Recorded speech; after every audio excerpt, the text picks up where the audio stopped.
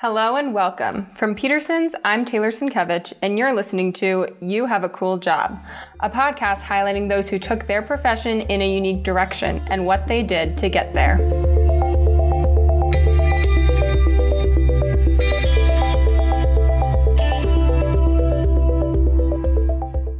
On today's episode of You Have a Cool Job, we talk to Dana Benton, who's a real-life ballerina, but her official title is principal dancer.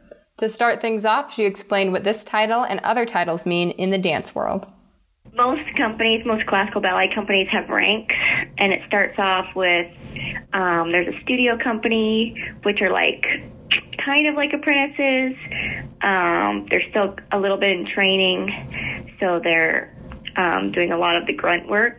And then it goes up to a real apprentice, and then Corps de Ballet, which is the body of the company where most of the group dances happen, are those people. And then there's soloists and then principals. So principal is the top rank in most companies.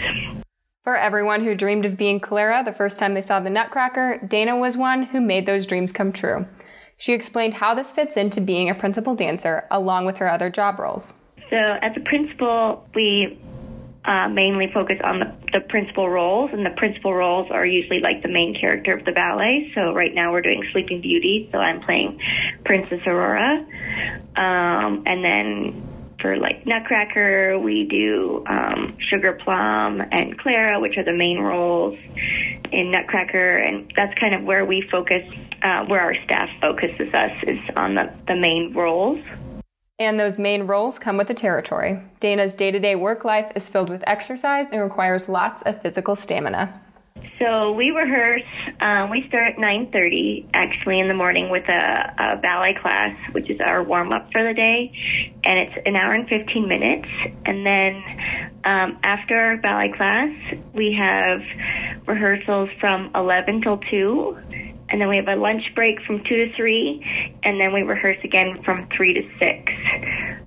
So it's a very long day. As a principal, we are usually not called to all those hours of rehearsal, but there are some days where we are. With such a long day, you might ask, what about breaks? It turns out that dancers like Dana work similarly to other athletes with a designated on and off season. We have a season like any other sport, actually, like a football team or a baseball team. We have our season, which runs from the end of July till the beginning of April. And then from April through, we start back again in July, we are completely off. So we take class ourselves. We do, we go to the gym. We take yoga, we do all these Pilates to try and stay in shape over the layoff. But while we're performing, we are rehearsing. We rehearsed for Sleeping Beauty for about 6 to 7 weeks, and then we perform, and we mainly just focus on that show. We rehearse still during the day, and then we perform at night. And then after Sleeping Beauty's over, this time, and it changes every year, we have a week layoff, so it's really nice after such a hard run to have a little recoup time to let our muscles and our bodies kind of come back to one piece and rest a little bit. And then right after that week off, we start back again with rehearsals, and we're going to be rehearsing for the next production. So we usually don't have a lot of time off while we're in season because our season is so short. It's only 34 weeks. So we kind of try and bang it all out in those 34 weeks, and then we have our layoff period in the spring and summer. In addition to these scheduling differences, Dana shared ways in which her job is unique to others. We are being active all day, and we're not sitting at a desk and really just using our minds. We're using our minds and our body. And also, to be in front of an audience is quite different than a regular job because you have, on some nights, 3,000 people staring at you do your job. So it's a little bit nerve-wracking, but that's why we love it, is we love to get out there and just make a difference in someone's evening, that they come away from the show feeling inspired or happy or moved or whatever. That's kind of what makes our job different, is we can affect other people emotionally.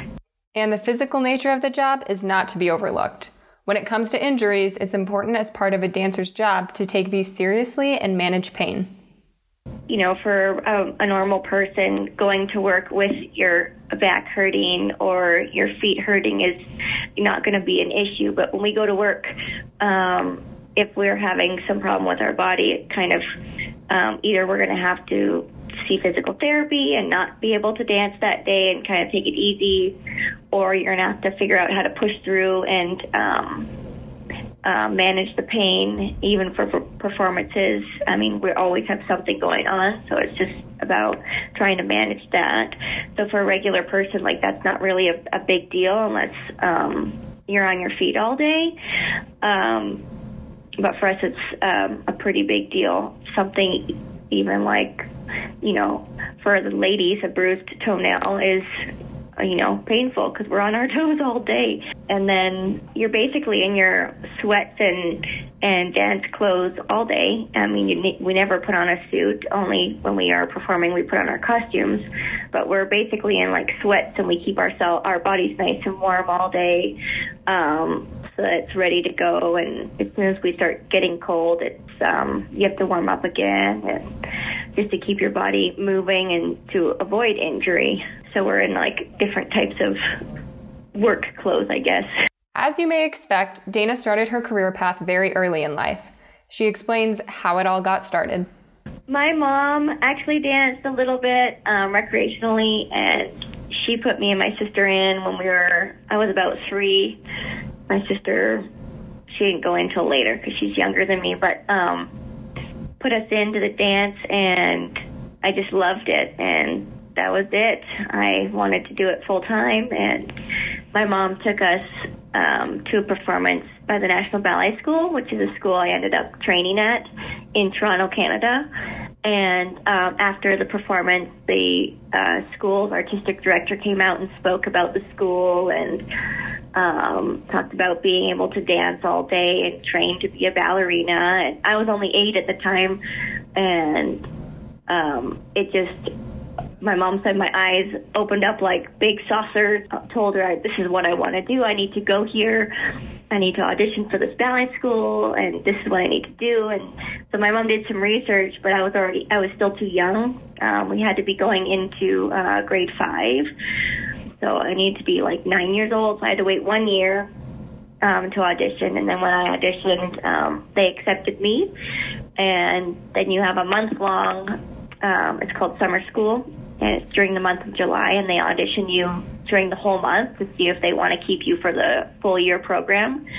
And after that, they accepted me for the full year program. And then I stayed there from grade 5 through grade 12. I graduated from the school and got my first job as an apprentice with the Alberta Ballet in Calgary, Canada. And then after 1 season there, I joined Colorado Ballet, and now I'm in my 18th season with this company. After so many years of dancing and knowing exactly what she wanted to do, I was curious about what kept Dana motivated and inspired her to keep going. I asked about her biggest influences and role models that came into play along her path as a dancer. Definitely the school.